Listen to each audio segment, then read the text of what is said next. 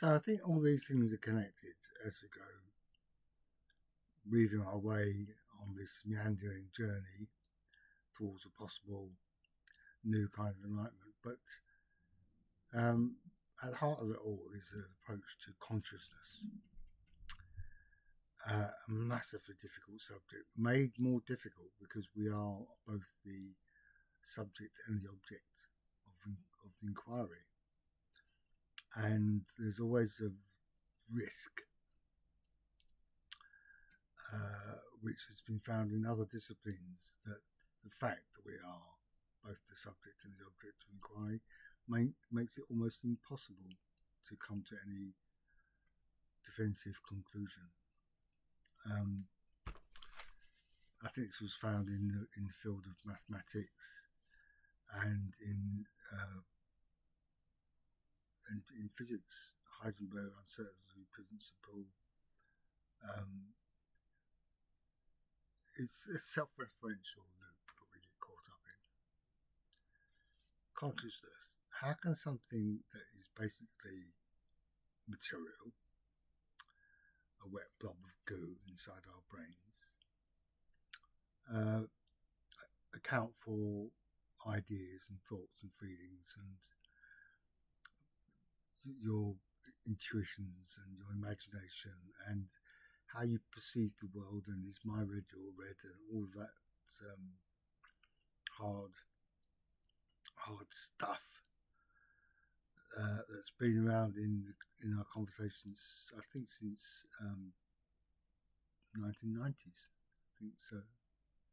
When David Chalmers first came up with the phrase the hard problem of consciousness. The easy problem is the process stuff, it's the mechanical stuff, it's the causal correlation, it's the kind of firing of neurons and the correlation between that and stimuli. That's the easy stuff. The hard stuff is, where is the red?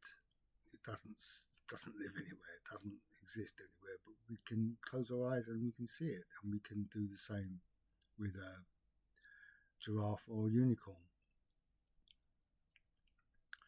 So how can matter produce something which is non-material? At least it appears non-material. And I've looked at an enormous amount of literature on that, ranging from John Searle, Dan Dennett, Sharma, just loads of stuff, and obviously to David Chambers and to Tony, and it goes on and on and on. And it's become more of an issue these days because it's heavily connected with the rise of artificial intelligence or large language programs and quantum computing. And it goes off into fairyland. It goes off into just those stories with Deepak Chopra and Jordan Peterson and those sorts of people, because they get into the BS, the beyond sophistry, which is my term for basically bullshit. Beyond sophistry is space between the scientific method, empirical verification, peer review, meta-analysis, metadata, verification, refutation, to produce knowledge, epistemology, and ontology or metaphysics, the nature of reality, those bits of that which elude us for the time being and maybe will elude us for forever. But people jump into that gap and come up with all sorts of BS. Beyond sophistry is like what I'm going to be referring to when I look at the whole of the mythology underpinning the rise of the far right. But for now, consciousness. This is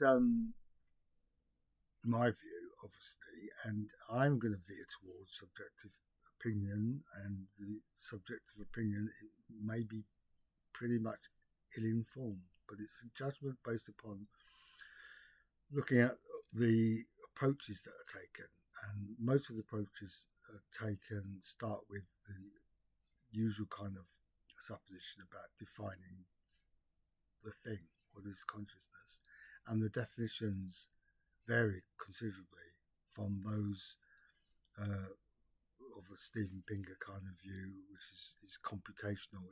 It's a kind of process of decision making based upon computational, akin to a computer, which is rejected by Dan Dennett, who is what is called a compatibilist, and sees the scope for free will and independent action within the kind of cosmology of determinism. And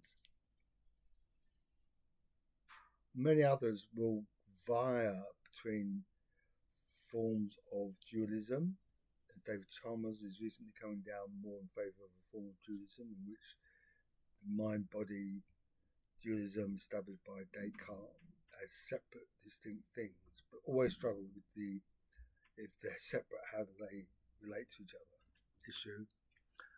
Panpsychism on one side, in which consciousness is a component of the universe in its proto self-conscious form, in its kind of miniature, to emergent properties of matter, which is trying to say that as H2O is not water, it becomes water through the emergent process of combination.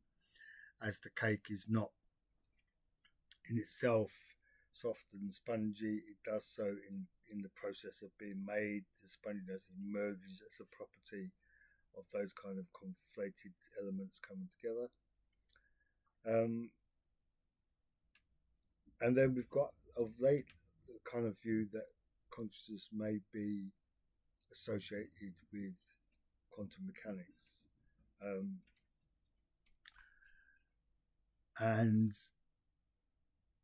the view here, which is best kind of accounted for by Stuart Hoffman and Roger Penrose, is around seeing thought as a kind of process connected with microtubules in the brain, in which you can see a kind of an account of how something can be and not be, something can exist in one space and then have a mysterious correlation with something in a different space, and the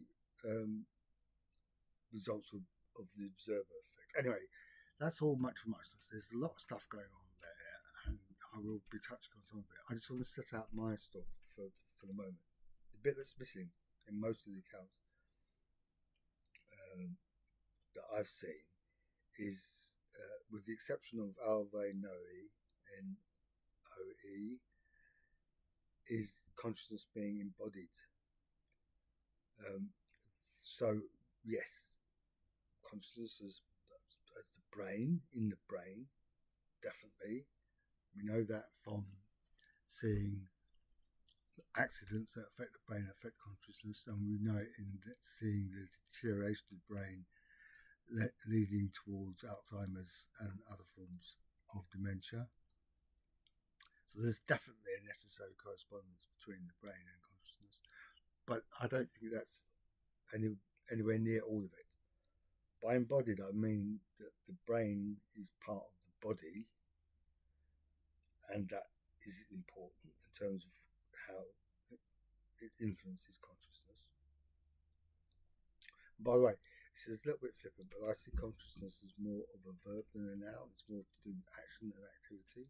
But within that body embodiment, there is a relationship between the thought and the physicality. The fact that for the most part we're sitting up or standing up when we're awake is a powerfully causal connection between conscious, subconscious and unconsciousness when we're asleep that we don't yet have any real grasp of. But I think the self-consciousness, which defines us as different from most other mammals, is also not the whole story. that the relational aspects of consciousness, that is, consciousness in relation to other consciousnesses, is important. So, embodiment in your physical body, in the world, embodied within the world, how consciousness is in a way shaped and is shaped by a kind of dialectic in terms of our relationship with space and time in the world, and the relations between things in the world, including our own relationships with nature, matter, air, water, etc., etc. I don't think there's a word for this. So I'm going to sort of make one up.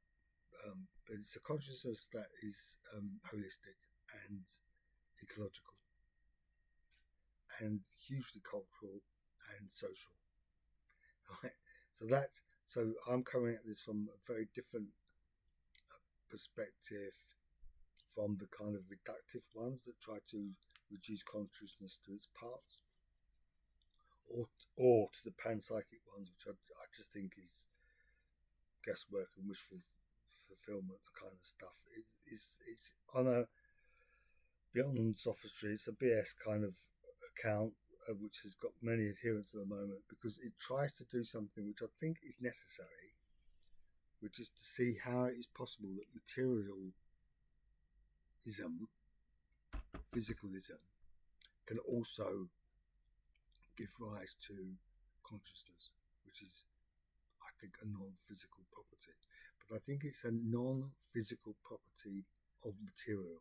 I'm not into kind of spooky spiritualist or other forms of existence other than the materialist one. Simply because that's on the other side of the line between what is known and knowable and the whole BS universe occupied by Jordan Peterson and Deepak Chopra and people of that ilk. That's it for now, but that's setting out my stall that consciousness has to be a part of our story, because it informs beliefs, and ultimately beliefs are what have led us to where we are in the current malaise of the rise of the far right.